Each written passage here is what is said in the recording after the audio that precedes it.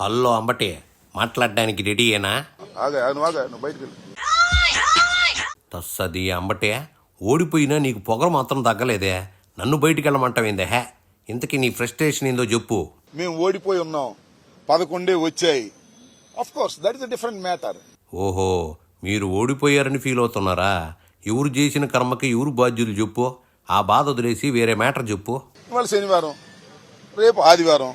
ఇప్పోసుగాల matter చెప్పమంటే నువ్వేంది రేపు ఆదివారం ఎల్లుండి సోమవారం అంటున్నావు?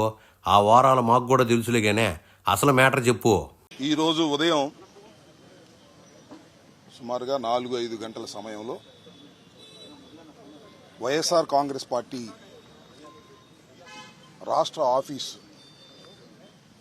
నిర్మాణంలో ఉన్న కట్టడాన్ని నిర్దాక్షిణ్యంగా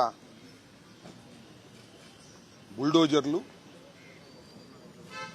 ఇతరిత్రా ఉన్న వాహనాలను తీసుకొచ్చి సుమారుగా ఒక 2 గంటల్లోనే పూర్తిగా నిర్మాణంలో ఉన్నటువంటి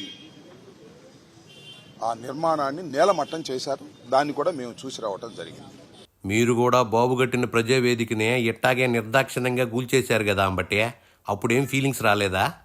ఇది వైఎస్ఆర్ కాంగ్రెస్ పార్టీ ఆఫీస్ కొరకు నిర్మించుకోవాలనేటువంటి ఉద్దేశంతో రాష్ట్ర వ్యాపితంగా అనేక ప్రాంతాల్లో ప్రభుత్వ స్థలాలను క్యాబినెట్లో పాస్ చేసుకుని వైఎస్ఆర్ కాంగ్రెస్ పార్టీకి కేటాయించుకోవటం జరిగింది. ఏందంబటో, క్యాబినెట్లో పాస్ చేయించుకున్నామని చెప్తున్నావు? క్యాబినెట్లో ఉన్నోళ్ళందరూ మీ జగన్ చెప్పినట్టు వినేవాళ్లేగా.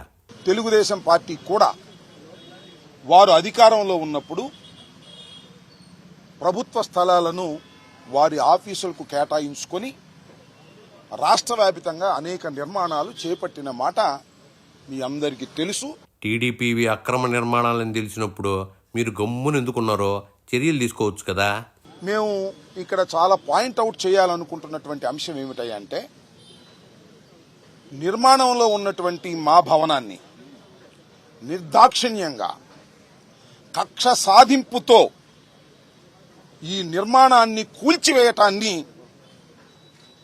ఈ రాష్ట్రంలోనే కాదు, దేశంలోనే కాదు, ఉన్న ప్రజాస్వామ్యవాదులందరూ ఖండించవలసినటువంటి అంశమని ఈ సందర్భంగా నేను మీ ద్వారా తెలియపరుస్తూ ఉన్నా. పార్టీలకు అతీతంగా ఏ పార్టీలైనా కావచ్చు. ఏందిదే, మీకు పార్టీలన్నీ మద్దతు ఇవ్వాలన్నట్టు చెప్తున్నావో? అయినా మీరు సింహాలు కదా, సింగిల్గానే వస్తారనే వేరే పార్టీలు తోడు మీకెందుకు చెప్పు. ఇవాళ తెలుగుదేశం పార్టీ అధికారంలో ఉండవచ్చు, కూటమి అధికారంలో ఉండవచ్చు. మొన్నటిదాకా మేము అధికారంలో ఉన్నాం. మాకన్నా ముందు చంద్రబాబు నాయుడు గారు అధికారంలో ఉన్నారు. అంతకుముందు రాజశేఖర రెడ్డి గారు అధికారంలో ఉన్నారు. అధికారం ఎవ్వరికీ శాశ్వతం కాదనేది చరిత్ర చెబుతున్నటువంటి సత్యం. ఆ సత్యం తెలియకుండానే మీరు బాబును జైల్లో పెట్టారా? అయితే దీని మీద ఏమంటే, ఇది ప్రభుత్వ స్థలం, ఇరిగేషన్ స్థలం. దీన్ని 33 సంవత్సరాలకు లీజుగా తీసుకోవటం జరిగింది. దీనికి అవి లేవు ఇవి లేవు అని ఏమన్నా చెప్తే చెప్పొచ్చు. తస్సది అంబటే, మీ ఆఫీసు భవనానికి అనుమతులు లేవని నువ్వే చెప్తున్నావు ఏంది? మా రాజకీయ పార్టీ కాదా మాది? మీది రాజకీయ పార్టీ కాదని చెప్తావేంది? 11 సీట్లు వచ్చినా మీ పార్టీ రాజకీయ పార్టీ అట్టా ఇద్దే. మా రాజకీయ కలాపాలు మేము చేసుకోలేమా? చేసుకోకూడదా? ప్రభుత్వ స్థానంలో మీరెట్టా కడతారని మీరు అనొచ్చు. మీరు ప్రభుత్వ స్థానంలో కట్టారు కదా తీసుకుని. వాళ్ళు తప్పు చేశారని చెప్పి మీరు కూడా అదే తప్పు చేశారన్నమాట. మంచోళ్లే. మాకు ఇవాళ 11 రావచ్చు, ఒకప్పుడు 151 వచ్చాయి. అయినా మాకు 40% ఆఫ్ ది షేర్ ఉంది వాళ్ళ రాష్ట్రంలో. మీకు 40% ఓటింగ్ ఉందని అట్టా గర్వంగా చెప్తున్నావు. ఇక్కడ ఓట్లు ఇంపార్టెంట్ కాదంబటే, సీట్లు ఇంపార్టెంట్. ప్రభుత్వం ఎన్నాళ్ళైందండి వచ్చి? 4వ తారీఖు రిజల్ట్స్ వచ్చాయి. ఎన్ని రోజులు అయింది ఇప్పటికి? 16 రోజులు 17 రోజులు అయింది.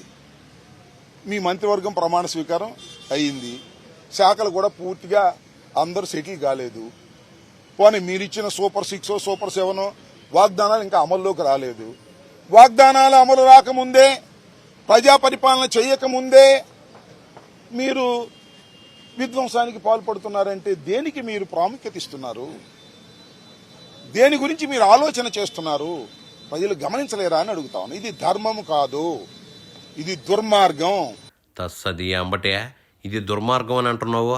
మీరు దుర్మార్గంగా అయ్యన్నా సబ్బంహరి ఇళ్లను కూల్చేయలేదా ఏందే? చెప్పినంత వరకు చాలుగానే ఇంక సర్దేసి బయలుదేరు.